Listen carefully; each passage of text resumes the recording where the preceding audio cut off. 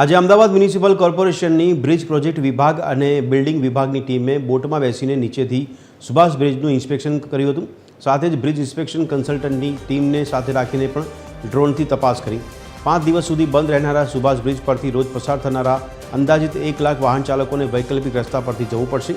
Diversion હોવાને કારણે રાણી ડીમાર્ટ અને પરીક્ષિતલાલ બ્રિજ અને વાડજ સર્કલ પર ભારે ટ્રાફિક જોવા મળ્યો, જેને કારણે ઓફિસ જતા લોકોને ભારે હાલાકીનો સામનો કરવો પડ્યો।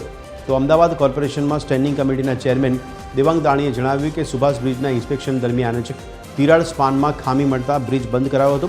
બ્રિજ ક્યાં સુધી બંધ રહેશે તેનો નિર્ણય તપાસ રિપોર્ટ બાદ જ લેવાશે। પ્રિકોશનના ભાગરૂપે સુભાષ બ્રિજ હાલમાં બંધ કરવામાં આવ્યો છે। અલગ અલગ કંપનીઓ જે છે એની વાત દ્વારા એનો તપાસ ચાલી રહી છે।